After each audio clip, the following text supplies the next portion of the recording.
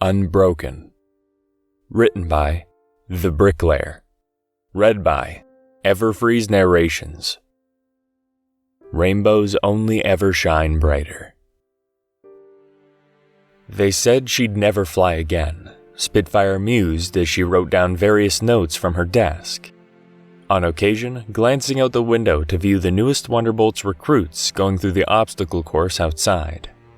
Things had changed over the years, and despite Pony's urging Spitfire to retire as the years passed and her mane got a little more grayer as time flew by, she'd never budge in her stance. This was her life, and she'd never give it up for anything. New recruits had flocked in over the years, and not just ponies anymore. Changelings, griffins, and anyone who could fly, really.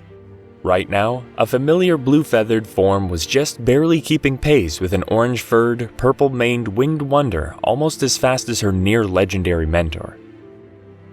Nearby, atop a trophy case with a good number of gold trophies and various other awards, almost displayed in a position of pride at first glance, was a framed newspaper blaring the headline, "Famed Wonderbolts member Rainbow Dash narrowly meets her end in devastating crash." It was true.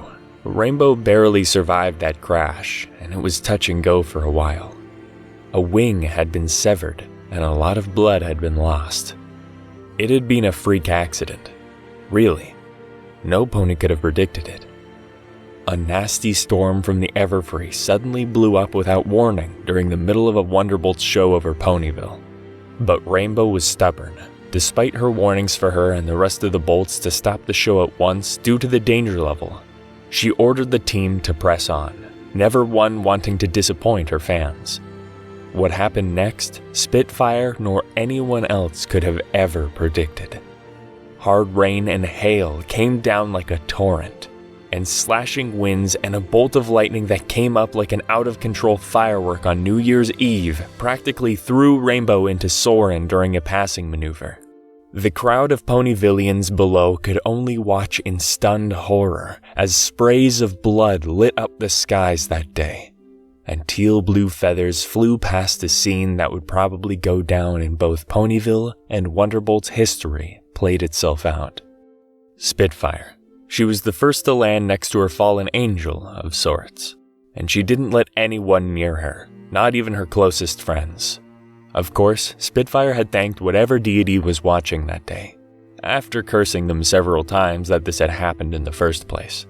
That a certain princess of friendship was so damn stubborn and knew enough about medical spells to keep Dash from bleeding out before she got to the hospital, and that a lot of Pegasi were masters of clearing clouds.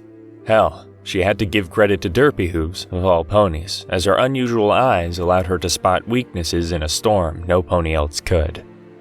The storm was quickly destroyed and battered into oblivion, thanks to Derpy and a furious Fluttershy leading the charge with the weather team quickly taking the storm apart piece by piece, as if in avenging their fallen comrade.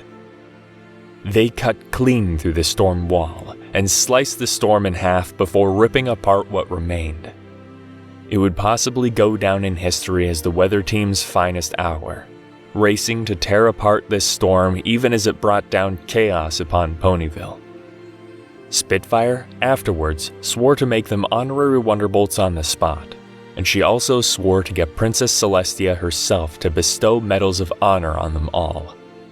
In a horrified stupor of a spectacle that one simply couldn't look away from no matter how hard you wanted to or tried, ponies had watched as Rainbow was raced off to the nearest hospital. Spitfire would have followed, but she had to get the now in chaos Wonderbolts team back under control with their second-in-command Soarin' completely unconscious from the sheer head-on collision. In a way, she was sort of thankful he went under as soon as Rainbow hit him, so he didn't have to see what happened next. Celestia knew Soarin' had been crushing on Rainbow for Celestia knew how long, but never had the courage to speak up to her about it. Spitfire, however, as soon as she got her squad reorganized, and attended to a certain little filly she knew Rainbow had taken on as a little sister figure, reassuring her that, in her own words, "Rainbow's going to be alright. She's one of the toughest. She'll pull through. Just you watch, kid." Even if Spitfire admitted to herself right at that moment those words sounded hollow. Just empty promises. Set about that task of seeing Rainbow in the hospital. Of course, when she finally got to see Rainbow, Spitfire wished she hadn't really. An ugly set of scars and burns ran up along Rainbow's left side, where fur had been hit by that fateful lightning strike, the one that had ripped Rainbow's left wing clean off. In its place sat an ugly metal mockery of it. A genius piece of magitech to be sure, but it was obvious things would never be the same for her. And then, the doctor broke the news.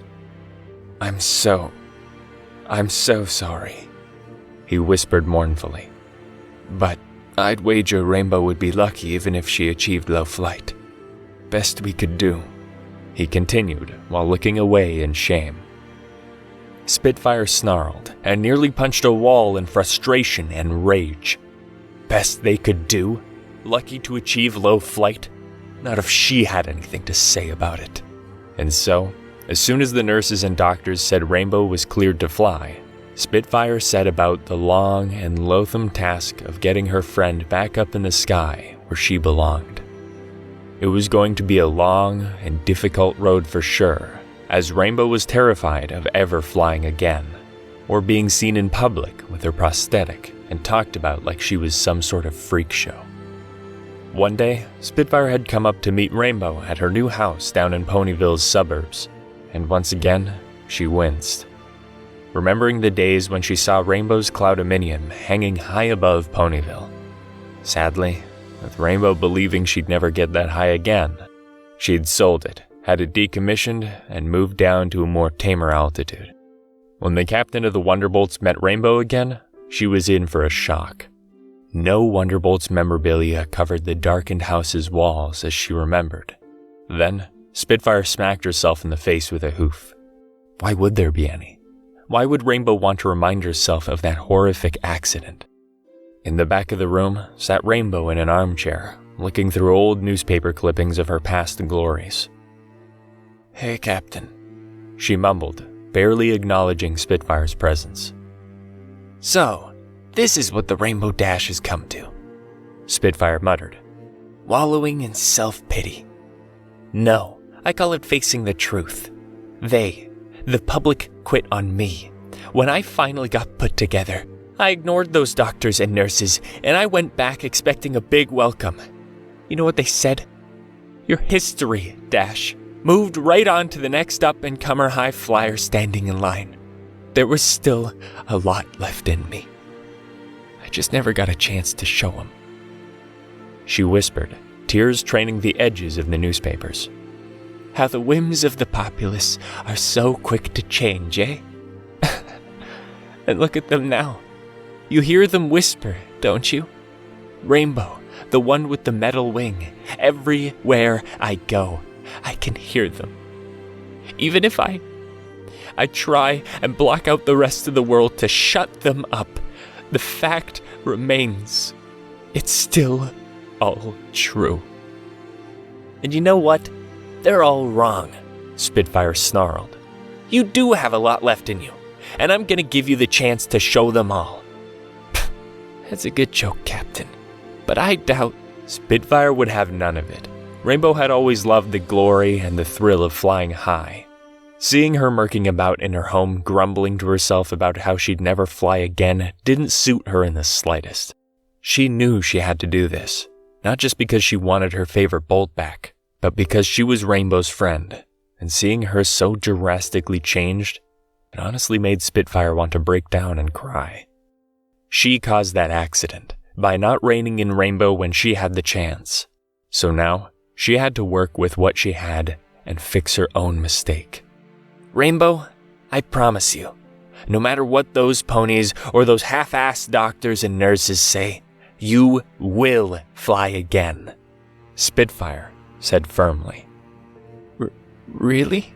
Rainbow asked, and when Spitfire nodded, she saw something she hadn't seen in Rainbow's eyes for a long time. The faintest glimmer of hope. "All right, stretch those wings of yours," Spitfire had barked out in full drill sergeant mode at Rainbow as they stood in an empty field somewhere outside Ponyville, with the famed captain ready to begin getting Rainbow back where she belonged. Both ponies cringed as Rainbow's metal wing creaked, but Spitfire blew the whistle and Rainbow broke off into a gallop, with Spitfire insulting her all the while as she tried to get Rainbow higher and higher. Spitfire honestly hated doing this, but she knew one emotion had to give way to another. Fear and self-loathing to anger towards something else. Her, if need be. Eventually, it paid off in dividends as the days dragged on, and one day, after a particularly harsh insult, something along the lines of how Scootaloo would be disgusted seeing her now, Rainbow snarled and rocketed skywards, and only realized how high above Ponyville she was after the sonic boom hit her ears, and the cheering of crowds followed. There, Spitfire stood, smiling in pride as Ponyville flocked from their homes and saw their prized flyer back where she belonged. Well, the doctor had laughed gleefully. I have been wrong before.